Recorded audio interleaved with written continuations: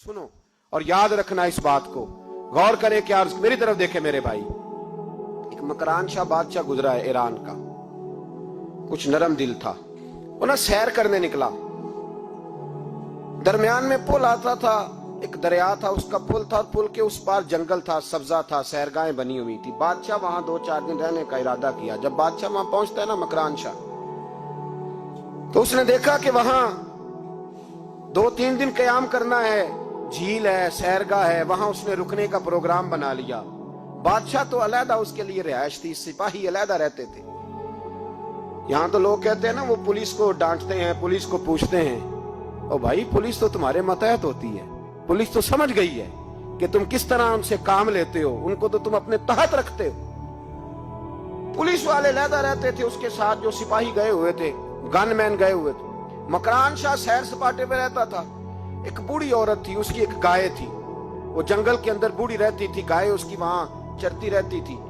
शाम को वो गाय घर लौटती, बूढ़ी दूध पी के सो जाती। सिपाही उस बूढ़ी के पास आए, कहने लगे तेरी गाय बड़ी सेहतमंद है, हमारे हाथ बेच दे। बूढ़ी ने कहा मेरे बुढ़ापे का सहारा है, उसका दूध पी के मैं जिंदा हूं, बेचूंगी नहीं। वही वाला काम जो हमारे मुल्क में होता है कि कीमत के साथ जमीन देनी है कि मुफ्त देनी है। जब बड़े आदमी को पसंद आ जाती है तो कहते मोल देनी है कि मुफ्त देनी है, देनी पड़ती है, गरीब है, क्या करें, मजबूर है, मजलूम है। कहा बूढ़ी औरत से सिपाहियों ने बेच दे, कहा नहीं, कहने लगे नहीं बेचेगी तो हम ले लेंगे। उस औरत की गाय जबरदस्ती सिपाही जिबा करके खा गए।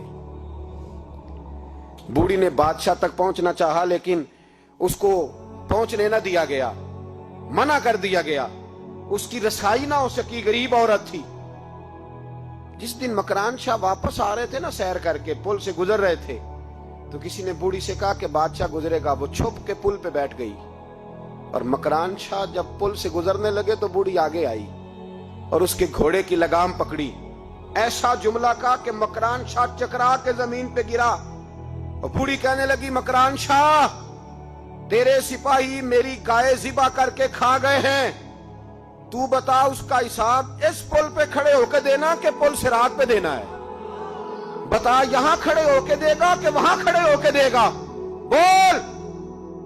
अरबाब इक्तदार, हुकूमत के वानों में बैठने वालों, बताओ ज़ैनब का हिसाब कसूर के चौक में खड़े होके दोगे कि मैदान महशर के चौक में खड़े होके दोगे?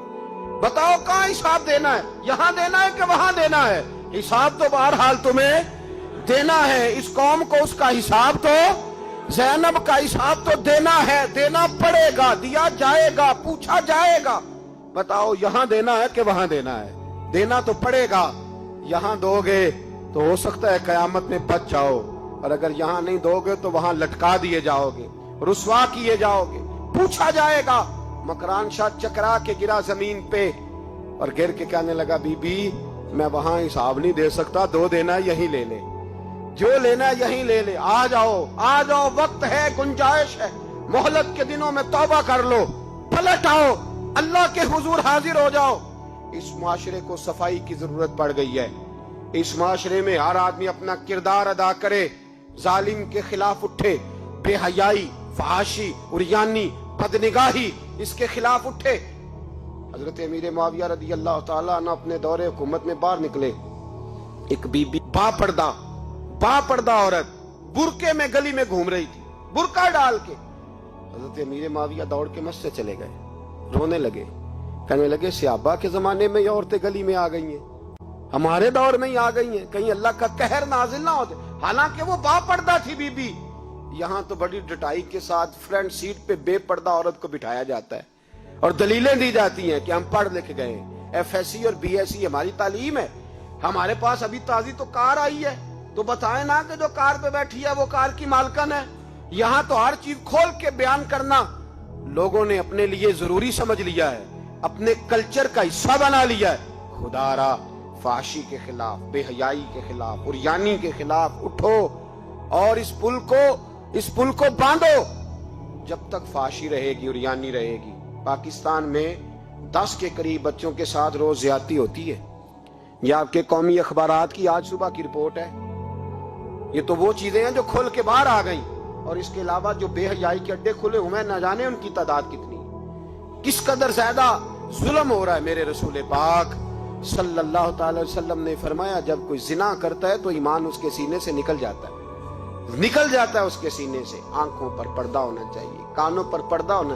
और अगर ज़ैनब के कत्ल के बाद भी किसी के मोबाइल में गंदी तस्वीर है और उसके कत्ल के बाद भी बेहयाई के गाने उसके मोबाइल में हैं, तो फिर वो रस्म के आंसू ना बहाए, फिर वो सिर्फ 2 मिनट के लिए आगे बढ़ के मरसिया खाना बने, वो फिर शायर और अदीब बनने की कोशिश ना करे, वो फिर अपने हिस्से का जुमला लगाकर अपने आप को फेसबुक पे एक्टिव रखने का तमाशा ना करे। क्या मतलब हुआ इन चीजों का? अगर अभी भी बुराई के खिलाफ नहीं उठना, बेहयाई और फाशी के खिलाफ नहीं उठना, मेरे अजीजों, आखिरी बात सुनना और इसको हमेशा याद रखना। मेरे नबी पाक सल्लल्लाहु अलैहि वसल्लम ने फरमाया है, किसी एक मुसलमान के कत्ल में अगर अहले जमीन अहले आसमान सारे भी शरीक हो जाएं, सारे, तो फरमाया हो सकता है अल्लाह सबको जहन्नम में डाल दे। इसलिए कि जो कत्ल है ना, कत्ल एक है ज्यादती और एक है फिर उसके बाद कत्ल।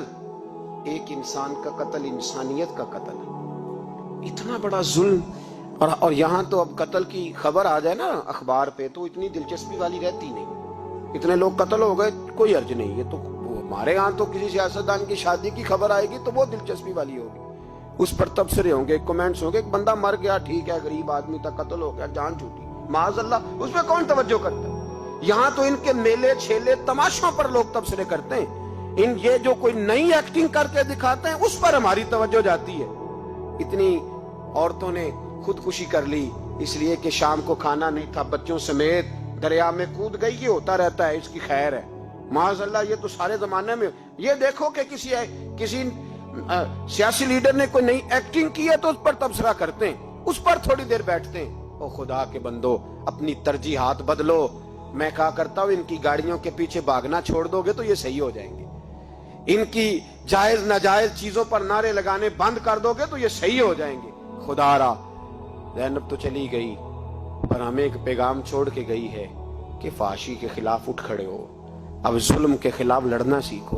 अब अपने अंदर ये ताकत पैदा करो, अब ताकत पैदा करो। हमें सारा पता होता है लेकिन इसके बावजूद हम जालिमों के साथ खड़े होकर उनकी तारीफें करते हैं, तस्वीरें लगाते हैं, सपोर्टर वोटर बनते हैं। अब इस काम से बाज आ जाओ। खुदारा, अब भी समझ जाओ। ऐ अल्लाह, जुमे के दिन इस इज्तिमा में तेरी बारगाह में दुआ करते हैं, खुदावंदा सारी बेटियों को हिफाजत का पर्दा अता फरमा। अल्लाह सब के लिए हिफाजत के पर्दे नसीब फरमा। और मेरे मौला, जालिमों को कैफरे किरदार तक पहुंचा। अल्लाह इन जालिमों को निशाने इबरत बना। खुदावंदा इन जालिमों